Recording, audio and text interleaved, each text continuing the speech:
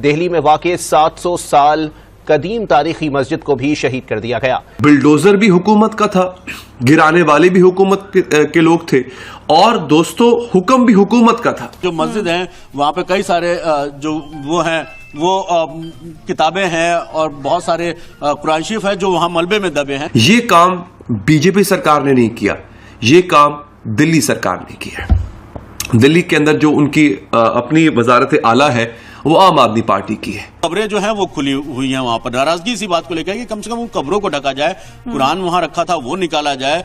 हमारे अपने रिश्तेदारों की कब्रें मौजूद हैं, इन्होंने हमें वो तक उस तक का एहतराम नहीं किया और बिल्डोज कर दिया। अब वो बदला ले रही है, अब उसके पास जब मौका आ चुका है, अब वो गिन गिन के चुन चुन के नाज़रीन बदले ले रही है। तुर्की की जानिब से भारत के अंदर मुख्तलिफ शहरों में तकरीबन 6 रोड शोज किए जाएंगे और इंडियंस को दावत दी जाएगी ज्यादा से ज्यादा तुर्की में आने की, ताकि तुर्की की इकॉनमी को बूस्ट मिल सके। ऊपर वाले ने पाकिस्तानियों की किस्मत में खुशी नहीं लिखी भाई। जिस बंदे को ये हिंदुस्तान के आगे बड़ा बड़ा करते हैं, अफगानिस्तान के आगे बड़ा बड़ा करते हैं, उसी की लंका लग जाती है।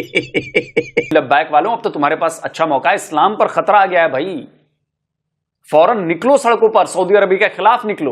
लेकिन मैं जानता हूं आप निकलोगे नहीं। इंडिया डेफिनेटली एक ट्रस्टवर्दी पार्टनर है, अनलाइक पाकिस्तान के उसके को आप ट्रस्ट नहीं कर सकते हैं। और वाशिंगटन में सबसे ज्यादा ट्रस्ट अगर इस वक्त है किसी भी मुल्क पे तो वो इंडिया है। इंडिया ने अपना बजट पास किया है, उस बजट के अंदर 220 अरब रुपए इंडिया ने अफगानिस्तान को दिए हैं एज ए इमदाद, और बहुत सारी कंट्रीज को इंडिया इमदाद दे रहा है। सर, हम इमदाद लेने के काबिल हैं, वो इमदाद दे रहे हैं।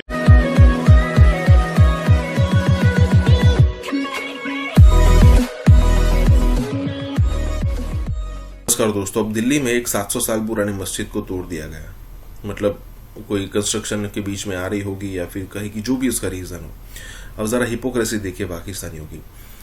अब जरा सोचिए कि इतने सारे मंदिर तोड़ दिए गए पाकिस्तान के अंदर, खुद कभी नहीं कहेंगे कि भाई हमने इतने मंदिर तोड़ दिए, गुरुद्वारे तोड़ दिए, चर्च पर हमले कर दिए, कभी डिस्कस नहीं करेंगे। लेकिन इंडिया के अंदर कोई एक चीज जो थी वो गवर्नमेंट रोड पर थी, सरकारी जमीन पर थी, उसको वहां पर नोटिस दिया गया, नोटिस खत्म होने के बाद उसको तोड़ा गया। लेकिन नहीं, उनको ये हजम नहीं हो रहा कि भाई ये हो कैसा सकता है। मतलब जरा सोचिए कि पाकिस्तान के अंदर पिछले मैंने 2-3 महीनों के अंदर अंदर ही 2-3 मंदिर टूटने की बात सुनी है। मतलब हिपोक्रेसी देखिए कि आपको यूरोप में मस्जिदें बनानी है, आपको अमेरिका में मस्जिदें बनानी है, लेकिन किसी जगह पर अगर बीच में आ रही है और तोड़ा जाए तो आपको, अरे वो छोड़िए, पाकिस्तान के अंदर तो मस्जिदों में बम धमाके होते हैं, इंडिया में तो नहीं होते। इसी के साथ ही वीडियो शुरू करते हैं। और हाँ दोस्तों, साथ में एक और चीज, हमें सुपर थैंक्स के जरिए मदद करना ना भूलें। एक और 600 साल पुरानी मस्जिद को शहीद कर दिया गया है, और अब की बार तो रात के अंधेरे में यह काम किया गया है। इससे पहले 1992 में जो बाबरी मस्जिद को शहीद किया गया था, वो तो किया गया था हिंदू इंतहा पसंदों की जानिब से, मगर उनको उस वक्त की हुकूमत की सरपरस्ती हासिल थी। लेकिन इस बार हुआ यह है कि बिल्डोजर भी हुकूमत का था, गिराने वाले भी हुकूमत के लोग थे, और दोस्तों हुक्म भी हुकूमत का था। और यहां पे एक और अचंभे की बात बताता हूं आपको, यह काम बीजेपी सरकार ने नहीं किया, यह काम दिल्ली सरकार ने किया। दिल्ली के अंदर जो उनकी अपनी वजारत आला है वो आम आदमी पार्टी की है, यह काम उन्होंने किया है। लेकिन बात यहां पर रुकती नहीं है। एक और मस्जिद है दोस्तों, उसको शहीद नहीं किया गया, और वो मैं आपको बता रहा हूं, उत्तर प्रदेश का एक इलाका है, उसका नाम है वरनसाई। वहां पे एक मस्जिद एक और है, उसको गिराया नहीं गया, उसको डिमोलिश नहीं किया गया, लेकिन उस मस्जिद के अंदर ही पूजा पाठ शुरू कर दी गई है। मस्जिद ही है, वहां पे अजान हो रही थी, और उस दौरान जो है वहां पे हिंदू फैमिलीज जो हैं वो घुस गई, उन्होंने पूजा पाठ शुरू कर दी। और ये एक बहुत बड़ा सिलसिला है जो शुरू हो चुका हुआ नाज़रीन। यानी इस वक्त हिंदुस्तान के अंदर मस्जिदें सेफ नहीं है। ये जो एक सिलसिला शुरू हो चुका है, अब आपको पता होगा जो एक हफ्ता गुजरा है अभी बाबरी मस्जिद को गिराए जाने के बाद जो वहां पे राम मंदिर बनाया गया है, उसकी इनॉग्रेशन होती है, उसका बाकायदा इफ्तिताह किया जाता है, और बड़े पैमाने पे इफ्तिताह किया गया, बड़ा ग्रैंड उसका इफ्तिताह किया गया। बॉलीवुड के सितारे वहां पे, मोदी खुद वहां पे, सब लोग वहां पे थे। मस्जिदों को क्यों शहीद किया जा रहा है? ऐसा किया क्यों जा रहा है? इसके पीछे एक पूरी आइडियोलॉजी है दोस्तों। वो तमाम शहर जिनका नाम मुसलमानों के नाम पे था, किसी मुसलमान बादशाह के नाम पे था, उनको तब्दील किया जा रहा है। 600 साल पुरानी, और ये मस्जिद जो है ये बाबरी मस्जिद से ज्यादा पुरानी है। बाबरी मस्जिद है 500 साल पुरानी मस्जिद, ये थी 600 साल पुरानी मस्जिद।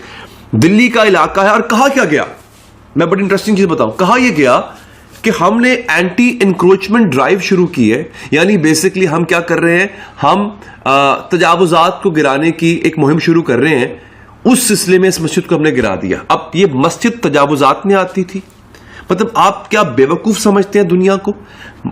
मस्जिद एक जंगल में कायम है, एक बात। दूसरा ये कि ये जनाब गैर कानूनी तजावुजात में आती है। भाई 600 साल पहले बनाई गई थी ये, 600 साल पहले।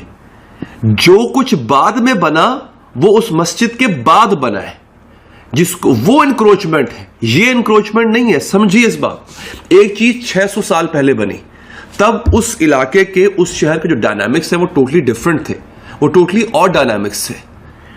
अब वहां पे आपने दुकानें खड़ी कर ली, अब वहां पर आपने दीगर चीजें बना ली, उसमें उस मस्जिद का क्या कसूर भाई? वो इंक्रोचमेंट में कैसे आ गई? तो इन्होंने जनाब ये कह के कि ये तजावुजात में आती है, ये इंक्रोच्ड है, इन्होंने उस मस्जिद को खत्म कर दिया, जो कि अफसोस का मकाम है नाजरीन। अब यहां पे हाँ कहा यह गया, जो मोहम्मद जफर हैं, जो कि रखवाले हैं या पेश इमाम हैं इस मस्जिद के, उन्होंने कहा कि हमने इनकी मिन्नतें की, कम से कम रात के अंधेरे में बुलडोजर लेके पहुंच गए, किसी किस्म का नोटिस नहीं दिया। हमने इनकी मिन्नतें की कि भाई कुरान की कहां पे कॉपियां पड़ी हुई हैं, कुरान के नुस्खे पड़े हुए हैं, पुराने नुस्खे पड़े हुए हैं, हमें वो तो उठा लेने दो। इन्होंने हमें नहीं उठाने दिया। भारत हमसे इतना आगे कैसे निकल गया? मैंने आपसे अर्ज किया कि पहले अपनी भारत माता को नवाजते हैं, फिर अपने घरों में भरते हैं। वो ये यहाँ से ज्यादा करप्ट हैं, लेकिन वो अपने मुल्क का पहले सोचते हैं। लेकिन अगर वो इतने करप्ट है ना, तो फिर वो अपने मुल्क का भी कैसे सोच सकते हैं? करप्शन करने वाले को क्या लगे, किसी की क्या लगे, अपनी माँ कौन तो बहन कौन? उनके मजहब में ऐसा है कि वो उनको अपनी माँ भारत को पूछते हैं, इसीलिए तो पाकिस्तान के दुश्मन है। इसलिए तो पाकिस्तान के दुश्मन हैं। वो कहते हैं जी इन्होंने हमारी भारत माता के टुकड़े किए हुए हैं, और इंशाल्लाह उनके और टुकड़े होंगे। जितनी तहरीकें चल रही हैं ना, दुआ करें कि पाकिस्तान में कोई अल्लाह का नेक बंदा आ जाए। मैं आपकी नेगेटिविटी, आपकी सोच सुन के हैरान हूँ। हम लोग 1947 से पहले एक साथ रहते थे, हम कह रहे हैं कि किसी तरह उनके टुकड़े हो जाए हैं। क्यों? क्योंकि हम उनसे जल रहे हैं कि वो आगे जा रहे हैं। नहीं, जल नहीं रहे, वो पाकिस्तान के असली दुश्मन है। अभी भी उनका हम कौन सा उनके हक में है? हमारे मीडिया उनका हक में, हम उनके हक में बताएं। हर दूसरा बंदा जिससे मैं बात करती हूँ, मुझे नेगेटिव रिव्यूज ही मिलते हैं भारत के बारे में, तो हम कौन सा उनके लिए पॉजिटिव रिव्यूज रख के बैठे हुए हैं? पहले अर्ज किया है कि वो अपने मुल्क का पहले सोचते हैं, यहाँ पहले अपने घर का सोचा जाता है, इसलिए हम बहुत पीछे हैं। आप कह रहे हैं अभी प्रोटेस्ट तो हमारे मुल्क में भी काफी चल रहे हैं। जी ऐसे ही है, लेकिन अल्लाह पाक रहम करे। तो हमारे असली दुश्मन कैसे हैं वो? इसलिए कि हमने उनका मुल्क से तोड़ के लिया हुआ, इसलिए हमारे तो उसके बाद हमारा मुल्क भी तो टूट गया था ना, बांग्लादेश अलग हो गया था। मैंने वो इंडिया ने सारा उनके साथ मिल गए थे।